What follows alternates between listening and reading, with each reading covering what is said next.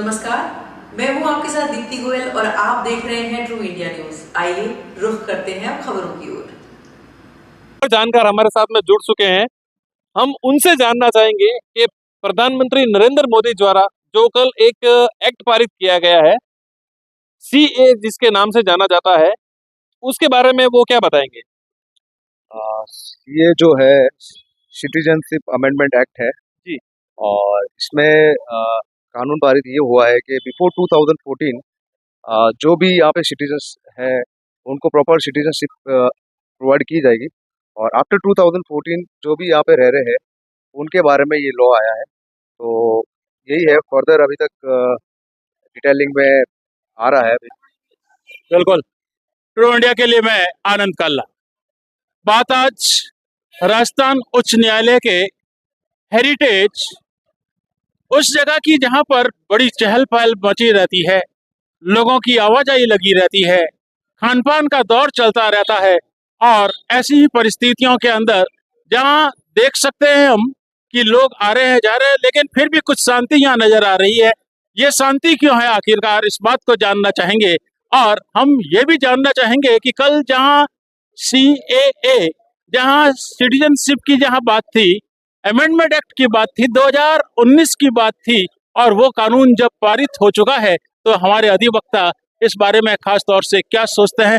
बिल्कुल ऐसी ही बातों के साथ हम जो यहाँ अधिवक्ता बैठे हैं उनसे जानना चाहेंगे कि आज की ये परिस्थितियां क्या है जिसके तहत यहाँ कुछ भीड़ कम नजर आ रही है।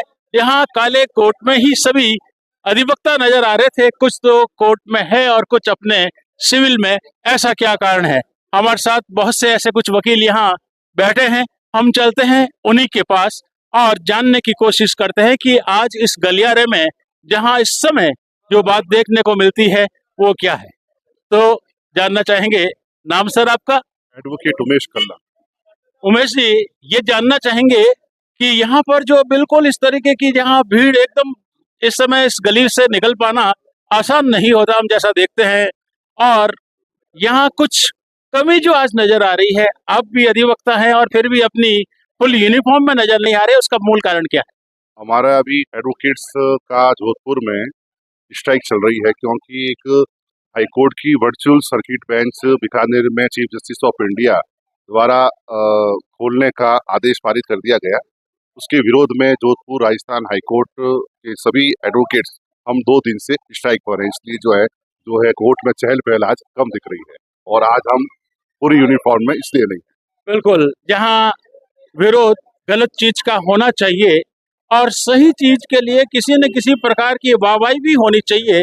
बिल्कुल एक खुशी की लहर कुछ लोगों में यहाँ देखने को मिलती है जो वर्षों से यहाँ रह रहे थे, जहाँ विदेशी नागरिक के रूप में थे, रिफ्यूजी के रूप में थे, और जहाँ पाकिस्तान की बात करें, बांग्लादेश की बात करें, अफगानिस्तान की बात करें, वहाँ से जो शरणार्थी यहाँ आ गए और उनके लिए CAA, जहाँ सिटीजनशिप अमेंडमेंट एक्ट की बात की, नागरिकता संशोधन कानून की बात की और ये कहा कि भारत का मूल रूप से जो आत्मा कानून की कही जाती है वो है उसके संशोधन। और बिल्कुल समय समय पर जब भी जरूरत पड़ती है अमेंडमेंट होते रहते हैं और उन्हीं अमेंडमेंट के तहत जब कल यहाँ CAA लागू कर दिया गया तो उसके बारे में आप क्या कहेंगे?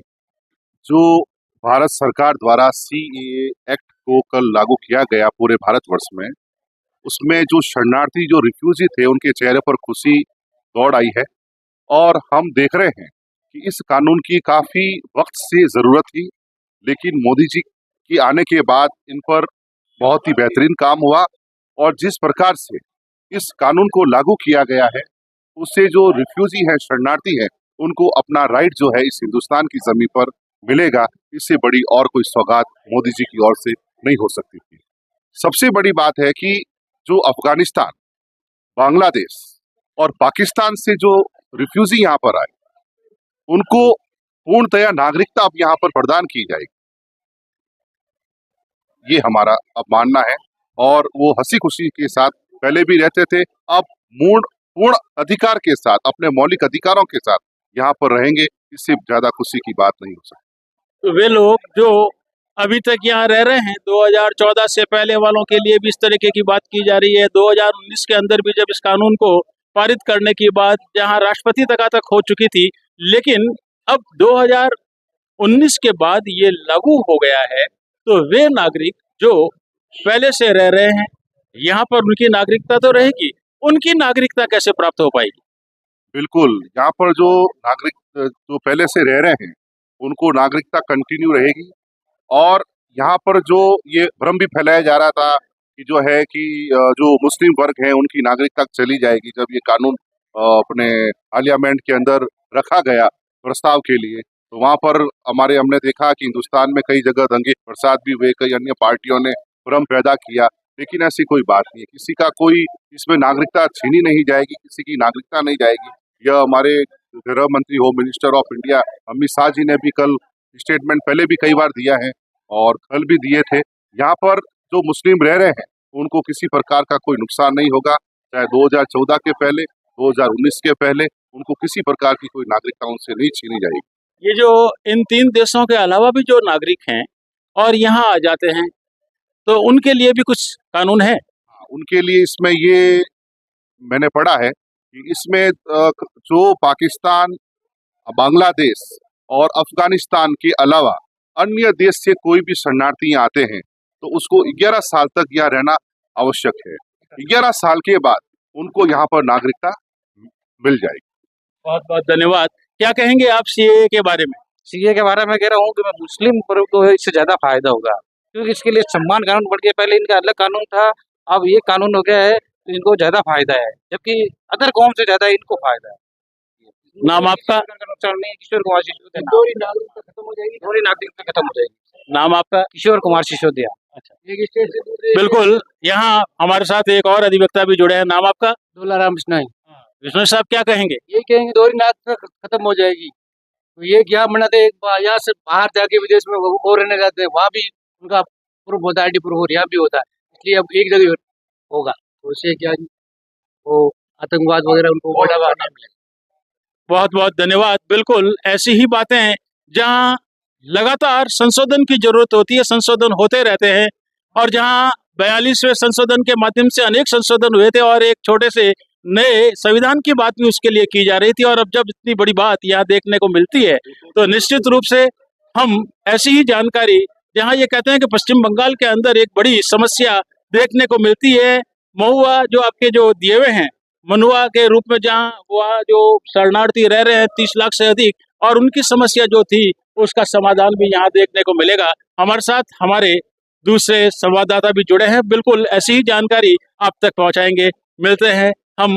इस वक्त हम ओपन चैम्बर 9 में मौजूद है। हमारे साथ में कानून के कुछ और जानकार हैं, हम उनसे जानना चाहेंगे कि माननीय प्रधानमंत्री नरेंद्र मोदी द्वारा कल जो सीएए कानून जो पारित हुआ है उसके बारे में आम जनता को वो क्या बताना चाहते हैं। आम जनता में कईयों में अभी तक स्थिति स्पष्ट नहीं है, सीएए कानून क्या है, इसके आगे के क्या परिणाम होंगे। जी सर, बताइए, आपका नाम? घनश्याम जोशी, एडवोकेट।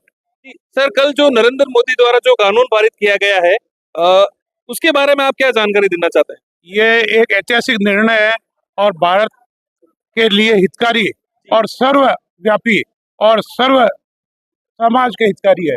इससे देश के लिए, एक आने वाली पीढ़ी और आने वाले देश की उन्नति के लिए साधक। जी सर, आप इसके बारे में क्या बोलना चाहेंगे? लंबे समय से जो काफी 3 अलग अलग देशों के जो शरणार्थी थे, जो वास्तव में वहाँ की बहुसंख्यक जाति के वजह से बहुत ज्यादा प्रताड़ित हुए थे, लंबे समय से वो भारत देश एक संविधान में सबको मूल अधिकार दे रखा है, वहाँ आने के बावजूद भी उनको मूल नागरिकता नहीं मिल पा रही थी। तो सीए आने के बाद में लंबे समय से ये जो शरणार्थी है उनको नागरिकता प्रदान हो जाएगी, तो बहुत अच्छा निर्णय है। और अल्पसंख्यकों के ऊपर जो अत्याचार अन्य देशों में हुए, कम से कम भारत के अंदर उनको नागरिकता मिलने के बाद में वो अपने परिवार सहित अच्छा निवास कर सकेंगे। और लंबे समय से इसकी मांग भी थी। ये कानून सिर्फ संशोधन के लिए, ये किसी वर्ग को हटाने के लिए नहीं है। तो विपक्षी पार्टियां क्या है, इसमें भ्रांतियां फैलाकर वर्गों को बांटने का प्रयास कर रही है, जबकि ऐसा कुछ नहीं है। किसी तरह का कोई संशोधन नहीं हुआ है, केवल मात्र शरणार्थियों को नागरिकता देने के लिए एक नोटिफिकेशन सेंट्रल गवर्नमेंट के द्वारा जारी किया गया। बिल्कुल, आपने एक बहुत अच्छी बात बोली है कि इसमें बांटने की कोशिश नहीं की है। कई बार ऐसा होता है कि वर्ग विशेष के मन में एक भावना उत्पन्न हो गई है कि कहीं उनके लिए तो कोई दिक्कत नहीं हो जाएगी, लेकिन इन्होंने एक बहुत अच्छी बात बोली है कि इनको उनसे कोई प्रॉब्लम नहीं होगी। ये जो कानून जो बनाया गया है ये बांग्लादेश, पाकिस्तान, अफगानिस्तान से जो अल्पसंख्यक वर्ग के जो लोग हैं उनके लिए आने वाले टाइम में एक वरदान साबित होगा। माननीय नरेंद्र मोदी द्वारा कल संसद में एक सीएए कानून जो पारित किया गया है, अभी इससे पहले आपने हमारे जो कानून के जानकार है उनकी आपने बात सुनी, क्या कहते हैं आम नागरिक इस कानून के बारे में? जी सर बताइए, आपका नाम? विवेकानंद भारती। सर आपको पता है कल नरेंद्र मोदी द्वारा एक कानून पारित किया गया था सीएए, इसके बारे में आपको क्या लगता है? देखो, ये कानून लोकसभा और राज्यसभा में पिछले समय से इसमें एक्सरसाइज चल रही थी, दोनों जगह से पास हो गया था, परंतु कोरोना कालखंड आने से लंबा थोड़ा गैप पड़ गया। कल सरकार ने इसको लागू किया, ये बहुत स्वागत हुए कदम है। जो 3 अफगानिस्तान, पाकिस्तान, बांग्लादेश से पीड़ित वासी बहुसंख्यक से पीड़ित होकर यहाँ पर आगे थे, उनको यहाँ पर किसी प्रकार का कोई वो नागरिकता संबंधी अधिकार नहीं थे। अब उसमें सरकार ने अलग अलग क्राइटेरिया तय कर रखा है, तो उस क्राइटेरिया के अंदर में उनको भारत की नागरिकता मिल जाएगी और सभी प्रकार के उनको यहाँ पे जो है संविधान के मिल जाएंगे अधिकार और वो यहाँ लाभ ले सकेंगे।